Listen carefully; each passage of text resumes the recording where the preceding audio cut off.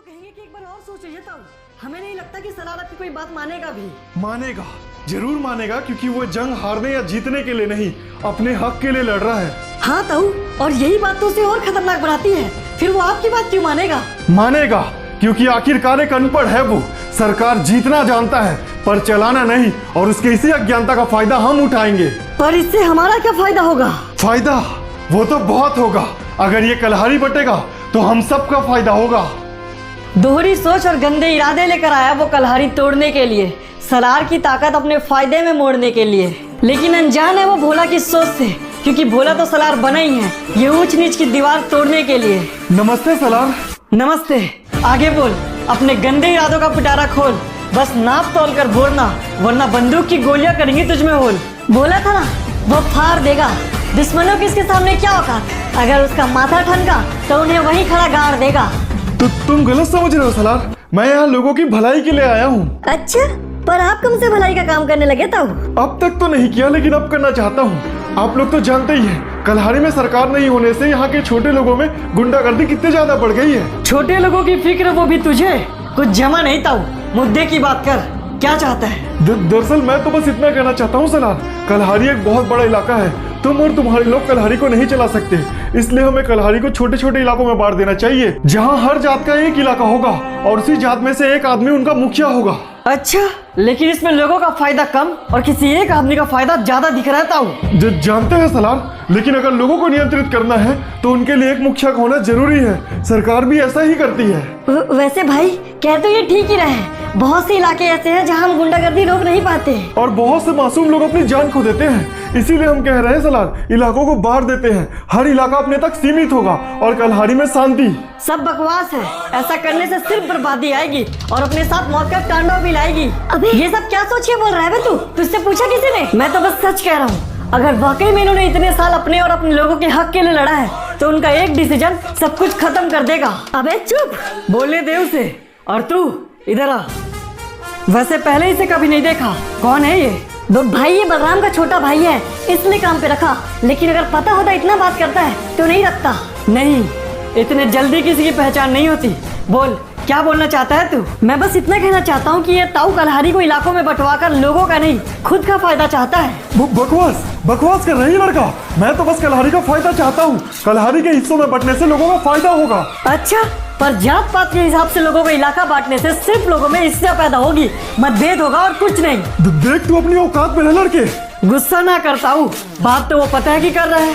हाँ भाई, पर मेरी बात भी तो सही है। कलहारी के छोटे इलाकों में गुंडागर्दी कितनी बढ़ गई है, इसलिए कलहारी को तोड़ना होगा। लेकिन ये तो कोई सॉल्यूशन नहीं हुआ। अगर कलहारी में गुंडागर्दी कम करना है तो कलहारी को तोड़ना नहीं जोड़ना होगा। ये क्या बोल रहा है, पता भी है तुझे?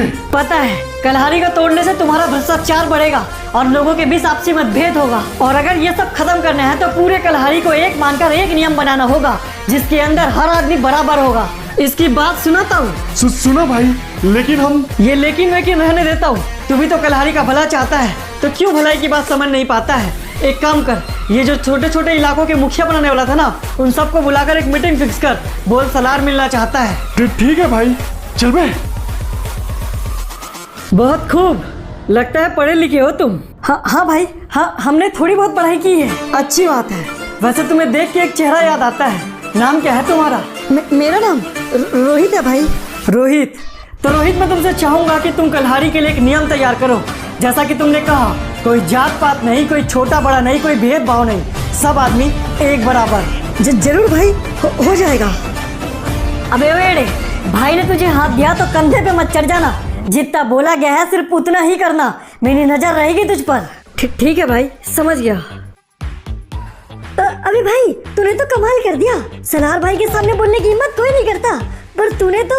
सच बताऊं तो भाई, मुझमें इतना हिम्मत आपकी वजह से ही आया है। आपको देखकर ही धीरे धीरे सीख रहा हूँ भाई। अबे सच बोल रहे हैं? एकदम सच बोल रहा हूँ भाई। ये हुई ना बात, तो चला जा, तुझे और भी बहुत कुछ सिखाता हूँ। तारीफ सुन के वो टूटा तो रॉकी ने उसे ठीक से लूटा। अच्छा भाई, अब बता, तुझे अपने बहादुर की और कौन से किस्से सुनाऊं मैं? अब भाई मैं आपसे क्या ही पूछूं? अगर आपको बताना ही है तो ये बता दीजिए कि आप सलार के गैंग में कैसे आए? अबे ये तो सलार भाई की स्टोरी हो गई, पर अगर तुझे जानना ही है तो चल ये भी बता देता हूँ। बात आज से 2 साल पहले की है। मैं और मेरे माँ बाप बॉयफ्रेंड के किनारे में रहा करते थे। उन दिनों कलहारी में जात पात एक बहुत बड़ा मुद्दा था और इसी मुद्दे में हम लोग भी फंस गए। ऊंची जात वाले चाहते थे कि हम लोग बॉयफ्रेंड छोड़ के चले जाएं, लेकिन उस वक्त सलार भाई एक फरिश्ता बनकर आए। एक मिनट, पर मैंने तो सुना है कि सलार भाई शुरू से बॉयफ्रेंड में थे। सुना तो हमने भी ऐसा ही है, पर एक बात है कि उनकी स्टोरी बहुत ही सैड है, पर वो किसी को बताते नहीं, और वो बताते नहीं तो किसी को पता ही नहीं। अच्छा, तो आगे क्या हुआ तुम्हारी स्टोरी में? ये जो आप दाऊ कलहारी बांटने की बात कर रहा था ना, ऐसा ही मुद्दा 2 साल पहले भी उठा था और शायद तब कलहारी टुकड़ों में बंट भी जाता, लेकिन सलार भाई की वजह से सब कुछ रुक गया। क्या हो रहा है यहाँ? हमारी मदद कीजिए सरकार, ये लोग हमें इलाका छोड़ के जाने के लिए कह रहे हैं, पर हमारा तो सब कुछ चाहिए है, हम कहाँ जाएंगे सरकार? देखो सलार, तुम इस मामले से दूर रहो, यही सही होगा। जात पात के मुद्दे में पड़ने की जरूरत नहीं है तुम्हें। पर ये लड़ाई तो उसी की है, जात पात के नाम में तुमने इंसानियत को ही बांट दी है। और तब मैंने पहली बार सलार भाई को जाना, जिन्हें सिर्फ इंसानियत से प्यार था। जात पात की जंग के बीच उनकी नजरों में हर इंसान समान था। आगे क्या हुआ? उन लोगों ने बहुतों को मारा था, हमें भी मार देना चाहते थे, लेकिन ये वही शैतान है जो अपने अंतिम वक्त में सलार भाई को सामने पाते थे। ये जंग तो फोकट में भी जायज नहीं, जिसे तुमने इतना बड़ा बना दिया है। छोटी जात अत्याचार पुण्य नहीं, तुमने गुनाह किया है। ऐसे ही लोगों को मारने की वजह से सरकार सलार भाई को गुनहगार कहता है, लेकिन कायदे से देखो तो ये दुनिया है जहाँ हर शैतान के अंत के लिए एक और शैतान रहता है। तो तुम मानते हो कि सलार भाई शैतान है? शायद हाँ, और यकीन मानो मेरे दोस्त, इस कहानी का शैतान ही महान है। पर इस बात से क्या फर्क पड़ता है कि वो इंसान है या महान है? आखिर में दुनिया भी तो यही कहेगी ना कि वो एक शैतान है। यही तो दिक्कत है दोस्त, सलार भाई की लड़ाई हक के लिए है, लेकिन फिर भी हर कोई उन्हें गुनहगार मानता है। पर इसमें दुनिया की भी तो गलती नहीं है ना, दुनिया को जो दिखता है वो उसे ही सच मानता है। रॉकी को यकीन होने लगा था कि सलार गलत नहीं है, लेकिन पूरी बात जाने बिना किसी बात को सही कह दे एक डिटेक्टिव के लिए ये भी सही नहीं है। अच्छा भाई, एक बात बताइए, सलार भाई की पुरानी केस फाइल किसी भी पुलिस स्टेशन में क्यों नहीं है? क्योंकि वो चाहते ही नहीं है कि उनका दुख दर्द कोई जाने। शायद वो भी चाहते हैं कि समाज उन्हें शैतान माने। अगर किसी के साथ गलत करोगे तो तुम्हारे साथ भी गलत होगा, यही सच्चाई दुनिया माने। हाँ, पर केस फाइल रहे तो होंगे ना, उन्होंने कुछ तो किया होगा उनका। देखो भाई, ज्यादा कुछ तो मुझे याद नहीं, लेकिन उन दिनों सलार भाई के खिलाफ बनाए गए केस फाइल ज्यादातर तो फर्जी ही हुआ करते थे। लेकिन हाँ, एक एसपी थे जिन्हें सलार भाई बहुत मानते थे, इसलिए एसपी ने सलार भाई के लिए जो केस फाइल बनाया, सलार भाई ने उन्हें संभाल कर रखा। एसपी मित्तल की बात कर रहे हो क्या भाई? अरे हाँ, वही तो थे। सलार भाई ने जो उस एसपी ने केस फाइल बनाई, उन्हें ही संभाल कर रखा है। कहाँ पर? अरे वो जो घर के नीचे वाला कमरा है ना, वहीं पर। इसके अलावा और भी बहुत से यादें हैं सलार भाई की वहाँ पर। उनसे जुड़ी पुरानी बातें भी? हाँ। यूँ तो वो अपनी छानबीन पूरी करने आगे बढ़ रहा है। उसे लगता है कि वो अपने देश के लिए लड़ रहा है, लेकिन अनजान है रॉकी इस बात से कि वो अपने भविष्य की तरफ नहीं, अपने अतीत की ओर बढ़ रहा है। लेकिन रॉकी इस वक्त पूरी तरीके से अनजान है कि वो सिर्फ सलार की नहीं, अपनी खुद की भी केस फाइल पढ़ने वाला है। जिंदा होकर भी वो फाइलों में एक बार फिर मरने वाला है। पर ये केस फाइल सिर्फ सलार का अतीत नहीं दिखाता है, कलहारी का सीएम बरमूडा का पीएम क्यों बन गया ये भी बताता है। अपने अतीत को तो भूल चुका है रॉकी, पर अपनी माँ को कैसे भुलाएगा? खुद की मौत तो एक बार फिर भी भूल जाएगा, लेकिन अपनी माँ की मौत को देखेगा तो एक बार फिर से दर्द आएगा। माँ भूल गया वो सब कुछ, पर ये चेहरा नहीं भूल पाएगा। जिंदगी में आदमी चाहे कितना भी आगे चले जाए, पर अपनी माँ को कैसे भुलाएगा? लेकिन नीलू भाई, हमको तो लगता है कुछ गड़बड़ है, वरना वो लोग हमसे अभी तक कांटेक्ट करते हैं। हाँ, तो वहाँ आदमी भेजो और लोगों की जांच करो। एक मिनट, ये यहाँ क्या कर रहा है? पता नहीं भाई, यहाँ आने के लिए सबको मना किया था मैंने।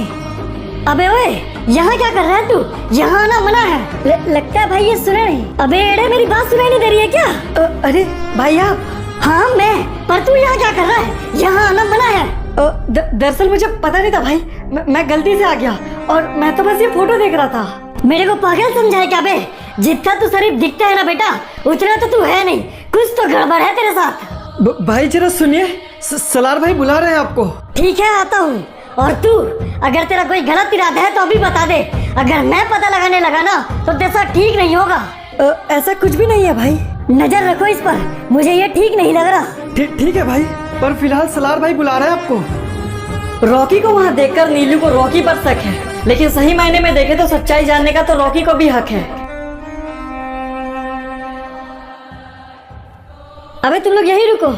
कहिए भाई, आपने बुलाया? इतने सालों में इन लोगों ने कभी भी मेरे सामने खड़े होने की हिम्मत नहीं की, लेकिन अगर आज दाऊ यहाँ आया तो जरूर कोई बात है।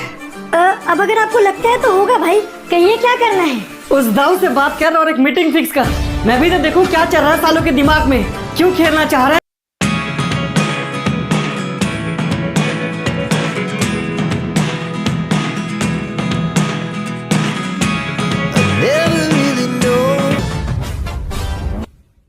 भाई खबर मिली है कि सलार यहीं से जाएगा और गिनती के लोग ही हैं उसके साथ। तो फिर आज का ये दिन उसके जिंदगी का आखिरी दिन होगा। जरूर भाई, हमारी तैयारी तो पूरी है। पर भाई आप तो जानते हैं वो साले कमीने हैं, इतने आसानी से नहीं मानेंगे। उन्हें ये कलहारी चाहिए। उनके चाहने से क्या फर्क पड़ता है, इससे उन्हें थोड़ी मिल जाएगा। अरे ये क्या भाई, इन लोगों ने हमें चारों तरफ से घेर लिया है। बहुत बढ़िया, सलार आया हमारे पकड़ में, मार डालो उसे। इनमें से कोई भी नहीं बचना चाहिए। बचेगा तो तू नहीं बे, अगर मेरे किसी भी आदमी को कुछ हुआ तो तू गया। सलार का गुस्सा जायज था, लेकिन इन परिस्थितियों से निकलना इतना आसान नहीं था। अबे तुम क्या कर रहे हो? उस कुत्ते को छोड़िए, सबको मार डालो। मारो। अबे कमीने, भाई को मारने वाले बहुत आगे चले गए पर कोई उन्हें छू ना सका। साले तू उन्हें मार लेगा, तूने ऐसा सोच भी कैसे सका। वो भी पता चलेगा बे तुझे थोड़ी देर में। वो कमीना रह गया है, उसे मारो। बोला कि क्या बोला तूने? ये नाम तुझे कैसे पता? क्या फर्क पड़ता है इस बात का? ये उसके मौत की पहले की पुकार है सलार। मुझे तेरी पुकार सुननी है। तुझे अंदाजा भी नहीं है कि तूने ये सब करके कितनी बड़ी गलती कर दी। अच्छा, रस्सी जल गई पर तेरी बन नहीं गई सलार। लेकिन एक बात तू जान ले, आज तेरी मौत तय है। हो सकती थी मेरी मौत तय, पर तूने देर कर दिया। मैं तो उजाला चाहता था कलहारी में, पर तूने अंधेर कर दिया। अबे तुझे कम दिखाई देता है क्या? देख अपनी हालात, फंसा हुआ है तू। सच कहूँ तो मैं फंस गया, ऐसा सिर्फ तुझे लगता है। हकीकत में तो सच्चाई महत्व रखता है। ये क्या? ये लोग कौन है और यहाँ कैसे आए? तो तुझे क्या लगता है गैंग्स में जासूस सिर्फ तूने बनाए? तब तो मिस कर दिया तूने, क्योंकि कुछ जासूस तो तेरे गैंग में भी है भाई। मुझसे गलती हो गई, मुझे माफ कर दो सलार। माफी? तो देख अब माफी की कोई जगह नहीं है बाकी। तेरा बाप का घड़ा बढ़ चुका है, अब तेरे लिए सिर्फ तेरा अंत है काफी। इंस्पेक्टर्स, मुझे खबर मिली है कि आज कुछ लोगों ने सलार पे हमला किया, जिसमें रॉकी ने सलार की जान बचाई है। तो सर इससे तो ये बात तय हो गया कि रॉकी वाकई में गद्दार है। हाँ, और इसलिए हमारे पास उसके एनकाउंटर का भी ऑर्डर है। इस वक्त रॉकी हॉस्पिटल में है, हमें सबसे पहले उसे रास्ते से हटाना होगा। रणबीर जानता था कि रॉकी क्या कर रहा है, इसलिए रणबीर के लिए रॉकी को रोकना जरूरी था, जिसमें पीएम के ऑर्डर ने रणबीर की मदद की। मैडम, मैंने इनके सारे चेकअप कर लिए हैं, सब कुछ नॉर्मल है। नमस्ते भाई। क्या बात है डॉक्टर मैम, अब क्या स्थिति है उसकी? इन्हें 2 गोलियां लगी थी भाई, जिसकी वजह से खून बहुत ज्यादा बह गया था, लेकिन इस वक्त हमने दोनों गोलियां निकाल दी और ये खतरे से बाहर है। अच्छा, पर ये बड़बड़ा क्या रहा है? वो जब से आया है तब से मामा कह रहा है भाई। लगता है इस स्थिति में वो अपनी माँ को बहुत याद कर रहा है। हाँ, माँ तो सबकी खास होती है। नाम क्या है इसका? भोला। ये क्या? इस नाम से इसका क्या? इसने पहले भी ये नाम लिया था। ऐसा होता है भाई, इस स्थिति में आदमी के दिमाग में जो नाम चल रहा होता है वो उसे एक्चुअल में बोलने लगता है। यहाँ तक कि हमारी बातें भी सुन सकता है। पर मैं तो सिर्फ नाम से हैरान हूँ। खैर, सुन सकता है तो सुन, फिक्र मत करना, मैं हूँ तेरे साथ। अबे छोटे तो डरता क्यों है? फिक्र मत कर राजा, मैं हूँ ना तेरे साथ। तुम हो इसी बात की तो ज्यादा डरा बोला भाई, काहे कि तुम हमेशा फंसा देते हो। अबे ये तो हमारा बेइज्जती हो गया। चल तुझे कमाल करके दिखाते हैं। अभी भाई देख एक और मछली पकड़ ले। हम कोशिश तो कर रहे हैं ना भोला भाई, मछली हाथ ही नहीं लग रही तो क्या कर ले? तो तू आराम कर, परेशान क्यों होता है? मैं हूँ ना, मैं हूँ ना तेरे साथ। परेशान क्यों होता है? मैं हूँ ना, जरा तुझे कमाल करके दिखाते हैं। मैं हूँ तेरे साथ। भोला नहीं, मुझे माफ करना मैडम, लेकिन इस वक्त मुझे यहाँ नहीं होना चाहिए। क्या मतलब? इस वक्त आपको आराम की जरूरत है, रुक जाइए। लाख रुकने के बाद भी वो नहीं रुकेगा, क्योंकि वो जानता है उसके रुकने से सब बर्बाद हो जाएगा। एक बार फिर से एक बेकसूर, एक गुनहगार की मौत मारा जाएगा। हेलो चीफ, मैं रॉकी बोल रहा हूँ, मुझे आपकी मदद की जरूरत है। सलार वो नहीं जो आप सोचते हैं, वो कोई गुनहगार नहीं है। नहीं रॉकी, पहले मेरी बात सुनो। सलार क्या है, कौन है, इससे कोई फर्क नहीं पड़ता। इस वक्त तुम्हारी जान खतरे में है। मेरी जान? पर क्यों क्या, कैसे, ये सब मैं तुम्हें बाद में बताऊंगा। फिलहाल तुम जिस हॉस्पिटल में हो वहाँ से निकलो। रणबीर एक फोर्स लेकर आ रहा है तुम्हें मारने के लिए। इन कमीनों को तो मैं छोड़ूंगा नहीं। भाई एक खबर मिली है, वो लड़का जो इस वक्त हॉस्पिटल में है वो बलराम का भाई नहीं, वो एक अंडरकवर ऑफिसर है। और ये बात तुझे किसने बताया? वो इंस्पेक्टर। और मैंने उस लड़के को खुद भी देखा था भाई, वो नीचे छानबीन कर रहा था फाइलों में। गुनहगार चाहे जो भी हो उसे सजा जरूर मिलेगी। इंस्पेक्टर और उस लड़के को लेकर आओ यहाँ। ठीक है भाई, जैसा आप कहें। तो वक्त हो चला है इंसाफ के लिए लड़ने का, बुराइयों के मरने का। लेकिन ये कहानी अतीत से जुड़ा है, जहाँ रिश्तों का हार हुआ था, तो वक्त है उन रिश्तों के इतिहास बदलने का।